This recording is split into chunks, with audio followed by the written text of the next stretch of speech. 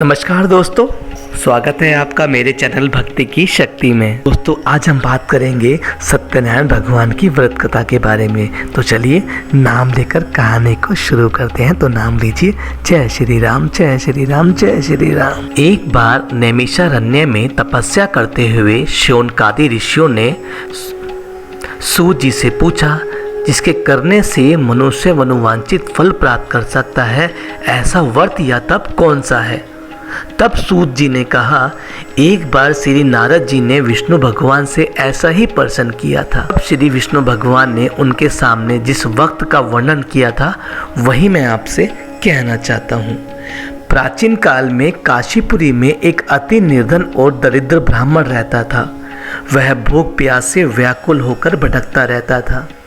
एक दिन उसकी दशा से व्यतीत होकर भगवान विष्णु ने बड़े ब्रह्म के रूप में प्रकट होकर उस ब्राह्मण को सत्यनारायण व्रत का विस्तार पूर्वक विधान बताया और अंतर्ध्यान हो गए। ब्राह्मण अपने मन में श्री सत्यनारायण जी के व्रत का निश्चय करके घर लौट आया और इसी चिंता में उसे रात भर नींद नहीं आई। सवेरा होते ही वह सत्यनारायण भगवान के व्रत का संकल्प करके भिक्षा मांगने के लिए चल दिया। उस दिन उसे थोड़ी सी ही मेहनत में ही अधिक धन भिक्षा में प्राप्त हुआ। सायंकाल घर पहुंचकर उसने बड़ी श्रद्धा के साथ श्री सत्यनारायण भगवान का विधि पूर्वक पूजन किया।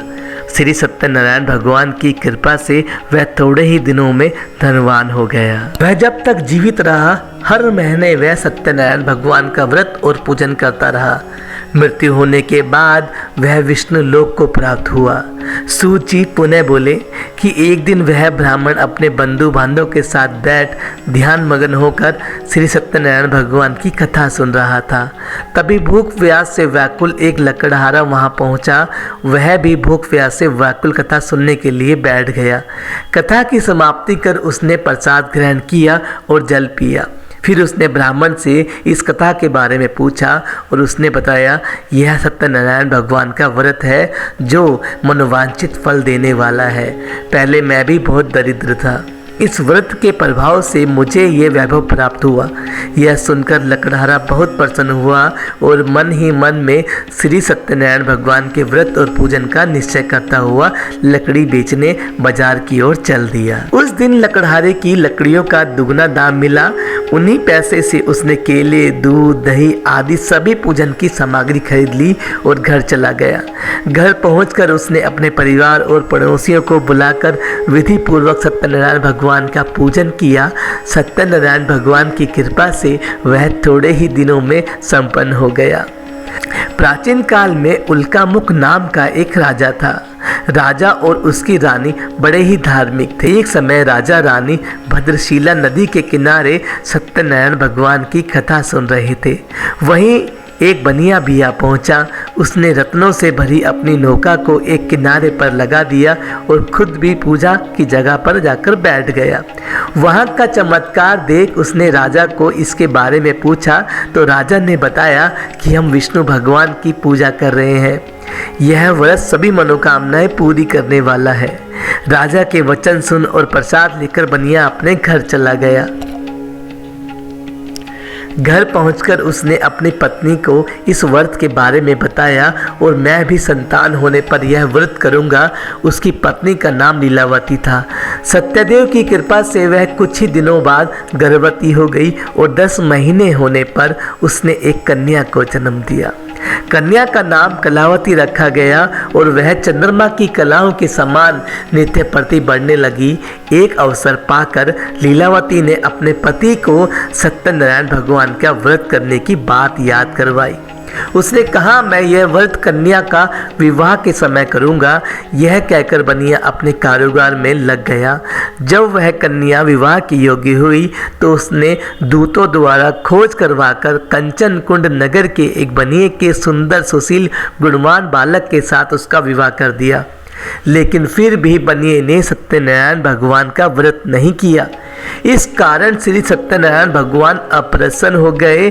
कुछ दिनों बाद बनिया अपने दामाद को लेकर समुद्र के किनारे रपुसारपुर में व्यापार करने चला गया। रपुसारपुर के राजा चंद्रकेतु के खजाने से चोरों ने सारा धन चुरा लिया।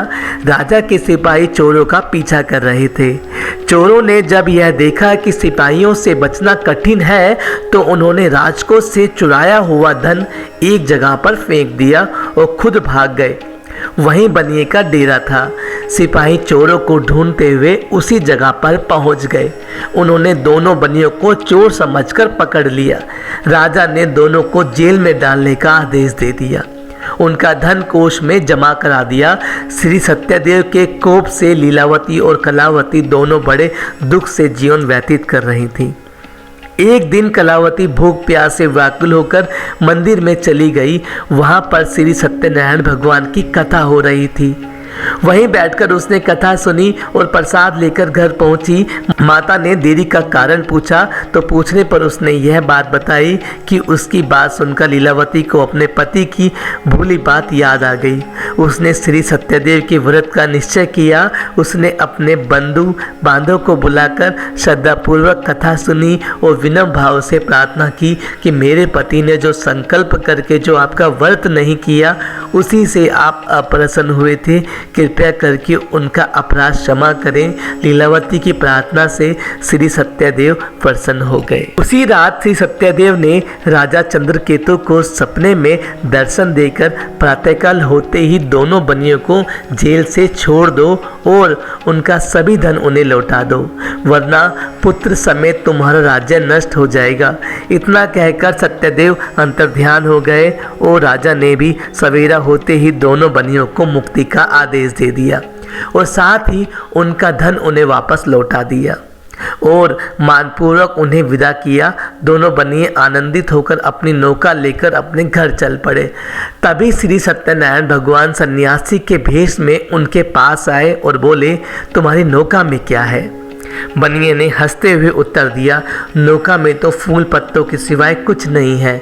यह सुनकर दंडी स्वामी ने कहा, तुम्हारा वचन सत्य हो। स्वामी के चले जाने पर बनिए ने देखा कि नौका तो हल्की हो गई है। उसे बड़ा आश्चर्य हुआ और देखा और बेहोश होकर गिर पड़ा। उसकी नौका में हर जगह फूल पत्ते ही थे, परंतु दामाद ने कहा, इस प्रकार हड़बड़ाने से काम नहीं चलेगा। हमें उसी दंडी स्वामी के पास जाना चाहिए। यह उसी की करामात है। उन्हें चलकर प्रार्थना करेंगे तो फिर वैसे ही हो जाएगा। दामाद की बात मानकर बनिया दंडी के स्वामी के पास पहुंचा, उनके चरणों में गिर पड़ा और बार बार उनसे क्षमा मांगने लगा। उनकी इसी प्रार्थना से भगवान ने प्रसन्न होकर उन्हें इच्छित वरदान दिया और स्वयं उसी जगह से अंतर्ध्यान हो गए। बनियों ने नाव के पास जाकर देखा तो वह धन रत्नों से भरपूर थी। तब उन्होंने श्री सत्यदेव भगवान का पूजन किया और कथा सुनी। फिर वह घर की ओर चल दिए। अपने नगर के पास पहुंचकर बनिए ने लीलावती के पास अपने आने का समाचार भेजा। लीलावती उसी समय सत्यनारायण भगवान की कथा सुन रही थी। उसने अपनी पुत्री कलावती से कहा कि तुम्हारे पति और पिता आ गए हैं, मैं उनके स्वागत के लिए चलती हूँ। तुम भी प्रसाद लेकर शीघ्र ही नदी तट पर पहुँच जाना। कलावती प्रसन्नता के कारण इतनी मुमुक्त हो गई कि वह कथा का प्रसाद लेना ही भूल गई और तुरंत ही नदी के तट की ओर दौड़ पड़ी। जैसे ही वह नदी के किनारे पहुंची, उसके पति समेत नौका जल में डूब गए। वह देख बनिया हाहाकार करके छाती पीटने लगा। लीलावती भी दामाद के शोक में विलाप करने लगी। कलावती अपने पति के खड़ाऊ लेकर सती होने के उद्यम होते हुए आकाशवाणी हुई, वनी तेरी पुत्री सत्यनारायण भगवान के प्रसाद का अनादर करके पति से मिलने दौड़ी आई है। यदि वह प्रसाद लेकर फिर आएगी तो उसका पति जी उठेगा। यह सुन कलावती घर की ओर दौड़ गई और सत्यनारायण भगवान का प्रसाद लेकर नदी के किनारे आई और क्या देखती है, उसका पति समेत नौका जल पर तैर रही है। यह देख बनिया भी प्रसन्न हो गया, अपने घर पहुंच गया और वह जब तक जीवित रहा तब तक सत्यनारायण भगवान का व्रत करता रहा और श्रद्धापूर्वक कथा को सुनता रहा। उसके पश्चात सूत जी बोले कि एक समय तुड़वत राजा शिकार खेलने के लिए वन में गया था। वहाँ उसने देखा कि एक बरगद के पेड़ के नीचे बहुत से गोपगण इकट्ठे होकर सत्यनारायण भगवान की कथा सुन रहे हैं। राजा ने ना तो सत्यनारायण भगवान को नमस्कार किया और ना ही पूजन के पास गया। गोपगण स्वयं ही प्रसाद लेकर उनके पास गए और प्रसाद राजा के सामने रख दिया। राजा ने प्रसाद की कुछ परवाह नहीं की और महल की ओर चला गया।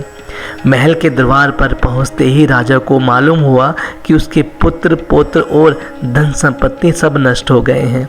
उसे वन की घटना याद आ गई। उसने विचार किया कि श्री सत्यदेव के प्रसाद का निरादर करने के कारण मुझे यह दुख प्राप्त हुआ। यह सोचकर राजा पुनः वन में दौड़ गया और सब गौणगणों के साथ मिलकर श्री सत्यदेव भगवान का पूजन करके प्रसाद ग्रहण किया। इसके बाद जब वह घर पर लौट आया तो उसके मृत पुत्र पौत्र आदि सब जीवित हो उठे और नष्ट हुई संपत्ति भी वापस मिल गई। तब से राजा समय समय पर सत्यनारायण भगवान का व्रत और पूजन करते हैं।